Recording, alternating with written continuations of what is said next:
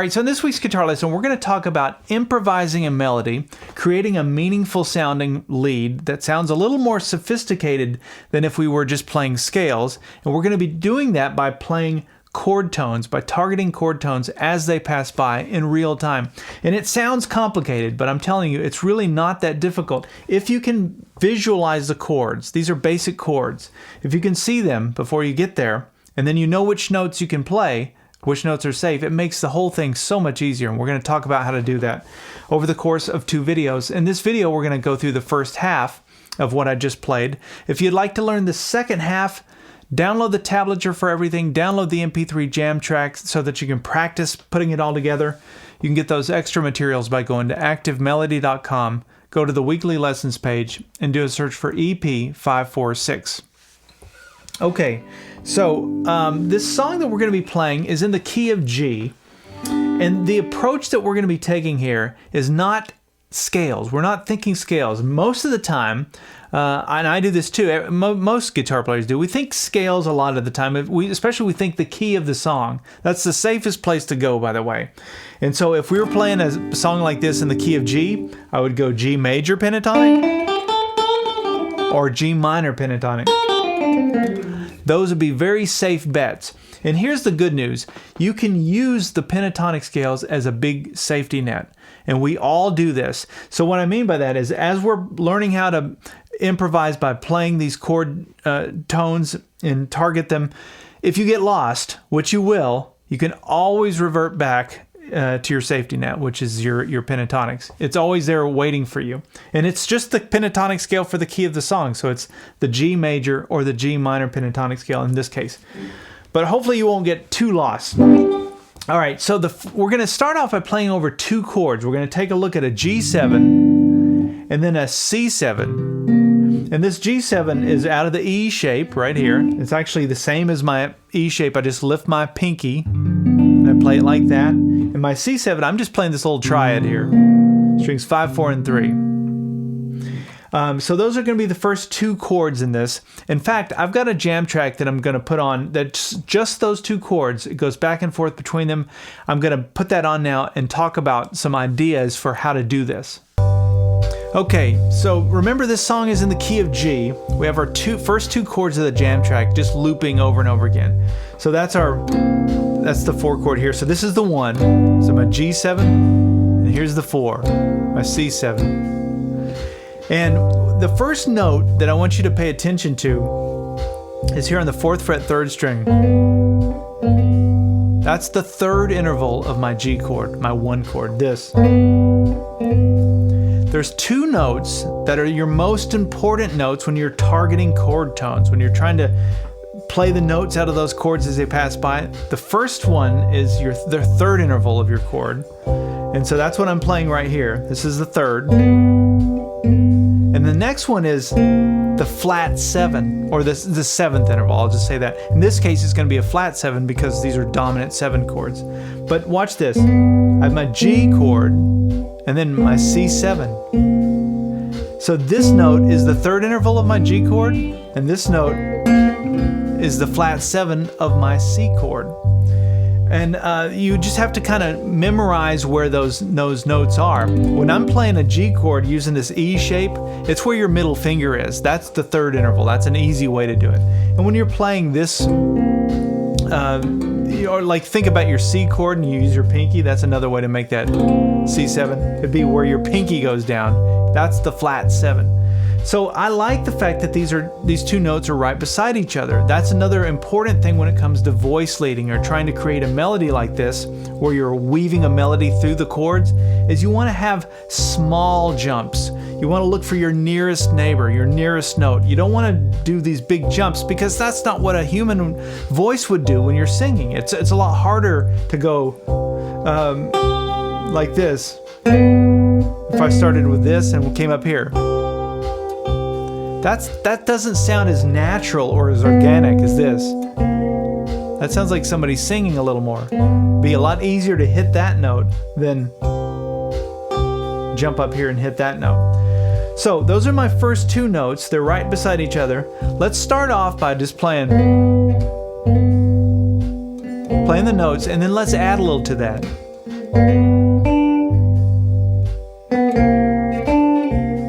Now I'm just hitting the fifth interval of the G chord.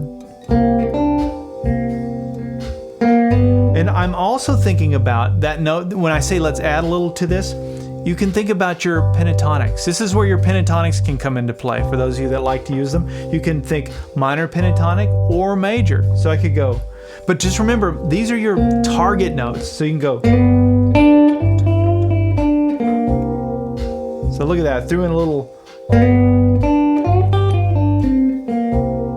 but I'm targeting this note and this note. Do you get it?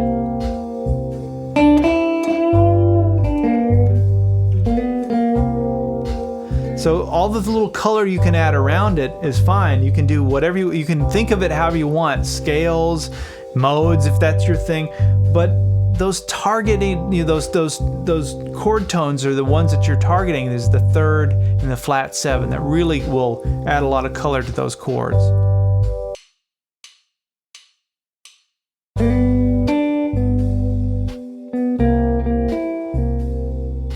All right, so the first thing that I played goes like this. And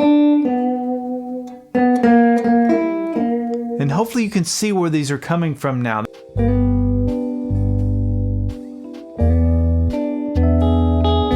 So then the song goes back to the G chord and I played those same two notes. There's the third interval of my chord, and then there's that third fret second string. Those are just two notes out of my G chord, or the G triad up here.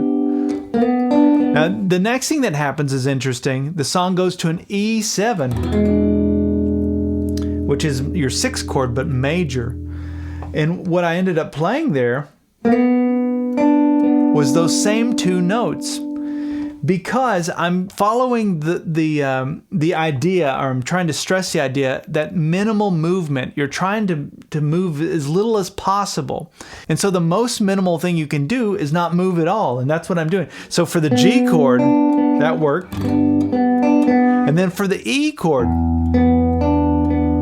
these two notes work, because this note is the flat seven of my E, right? And then this would be like the fifth interval of my E chord. Now I realize I said try and use the third interval or the flat seven of your chord. It doesn't mean all the time. It just means those are the best ones to use. You can use the root, you can use the fifth interval. And that's what I'm doing here, is flat seven and the fifth interval of my E chord. And I just thought it sounded interesting that you can stay on those notes, you know, while it goes to the E chord. But then what I ended up doing to really color that chord in a more powerful way is by adding my ring finger up here on the fourth fret first string. And you can see what I'm playing. This, once you see this, it like the whole thing, you go, oh, I get it now. Because these two notes are just two notes out of your E triad, your E7 triad, I should say. So you have your E chord up here, then you've got your E chord here using the D shape, and then if you play it like this, using the D7 shape, you're playing an E7, right? And the way that I play that goes.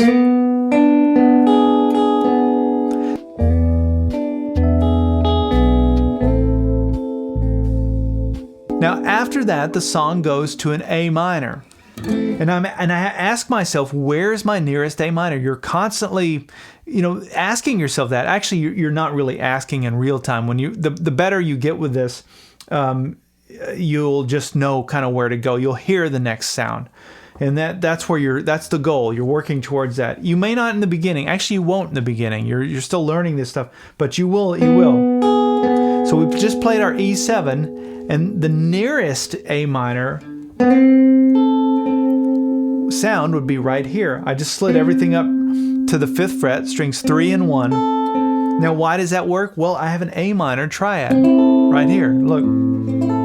Think of your E minor shape, right? Where you bar on the fifth fret. Oh yeah, there's the A minor shape. So I was just playing an E7 here, and if I slide up with these two notes, now I'm playing, it's a harmony, but it's over an A minor. This would be the root, this would be my A, and then this would be the flat third of that chord.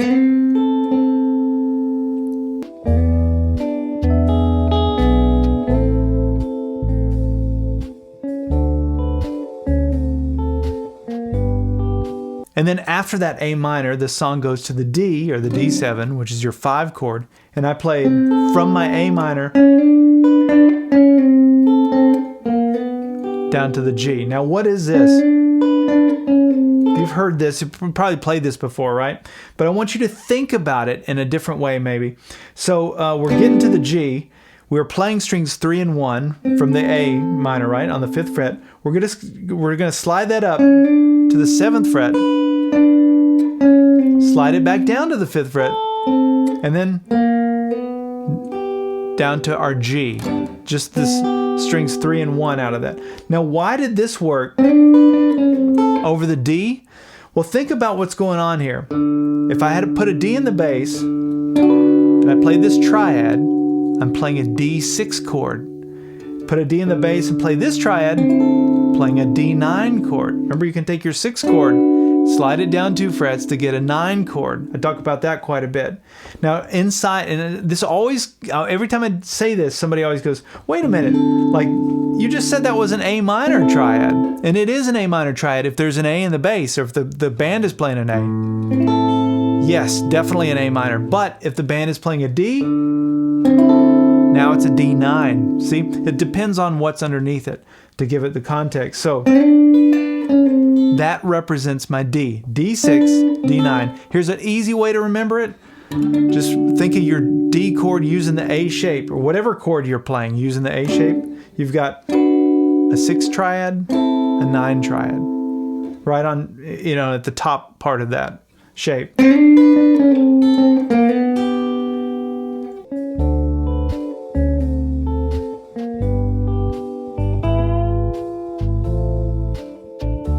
And then this is where the song does a little turnaround, and all I played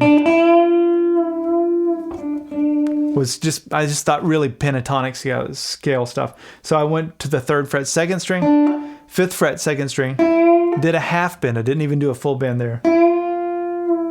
So I'm bending into this note, which is in my minor pentatonic scale. And then back to that 3rd fret 2nd string.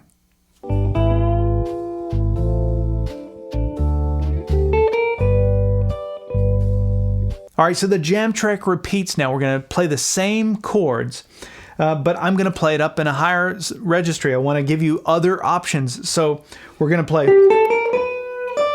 up here. Now, let's take the same logic that we've applied down here and just apply it in a different position. So first thing we have to do is visualize the chords we're playing out of. So I'm playing a G chord up here using the A shape.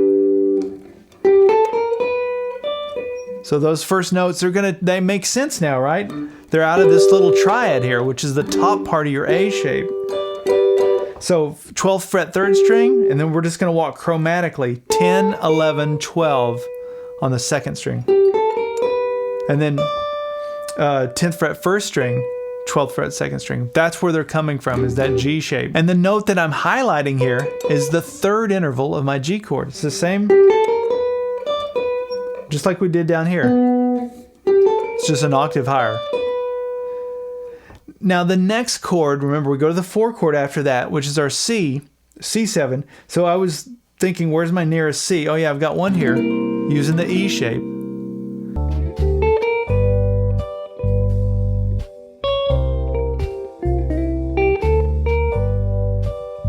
And the way that I played that was I connected the notes from where I was. So I went like this.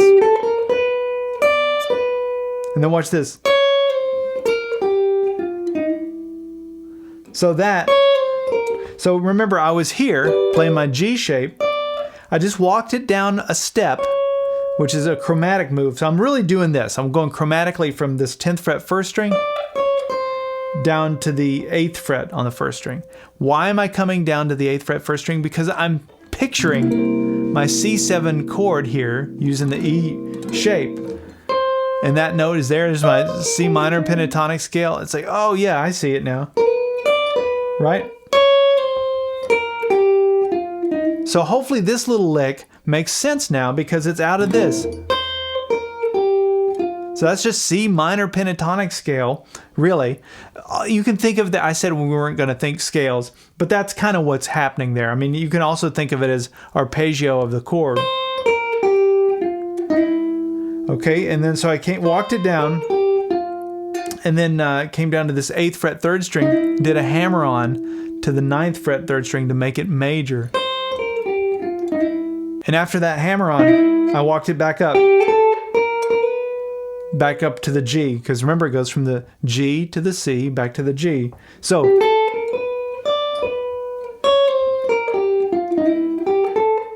we're trying to make it seamless. That's the whole point. Minimal movement, so no big jumps, and we're trying to just get from one chord shape into the other as fluid and seamless as you can.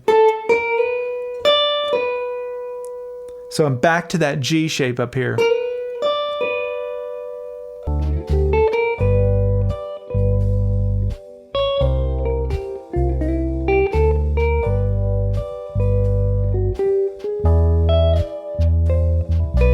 So after the G, then it goes to the E. So again, where's my nearest E? I don't want to come down here. I want to find one up here where I'm at. Oh yeah, there's an E here, right?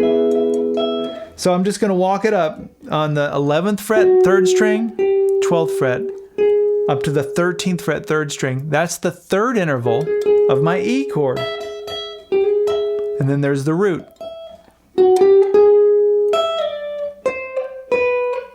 And I walked it down. From here, I'm going to slide down to the 10th fret, 1st string, 13th fret, 2nd string, 12th fret, 2nd string, down to the 10th fret, 2nd string. Now these notes are just G major scale. So from that E, we walked it down to here. This is where the song goes back to that A minor.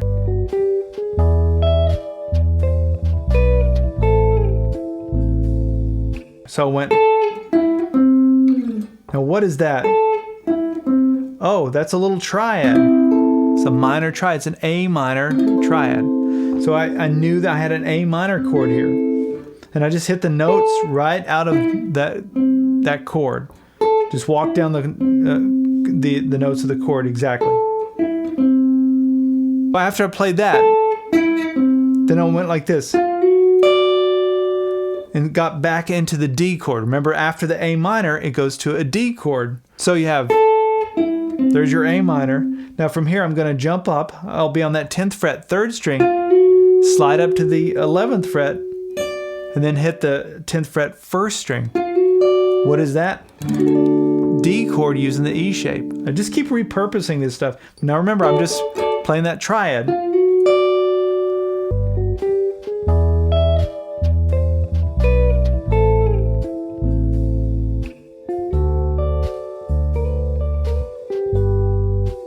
And then the song goes back to the G, which is right here. Using that, in fact, when I play that, I have my index finger on that 10th fret 1st string. Did 2 slides into the 12th fret 2nd string, 12th fret 3rd string.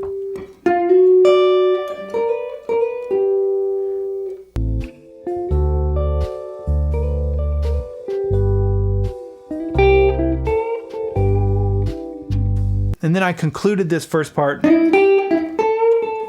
little B.B. King style leg, major pentatonic scale, pattern 4. So I'm going to the 9th fret 3rd string, 8th fret 2nd string, back to that 9th fret 3rd string, and then a little half bend on that 10th fret 2nd string. And then I resolved it there on that 8th fret 2nd string. All right, I realize that's a lot of information already crammed into this part 1 video. I'm going to wrap it up here. Just remember as you're doing this, it's minimal steps. You don't want to make big jumps when you're improvising a lead. In the beginning, just sort of think it out. Like just picture the chord shapes and really ask yourself, like, where's the nearest chord to where I'm at, and find a note that's inside of it that way, and work your way around it that way. So it's a little more methodical in the beginning, but it starts to move pretty quickly the more of it you do, and before you know it, you'll be improvising. All right, we'll see you in part 2, where we'll go over the second part of this. And remember, as a premium member, you'd have access to the tablature and the MP3 jam tracks so that you can practice playing it all. All right, we'll see you in part 2.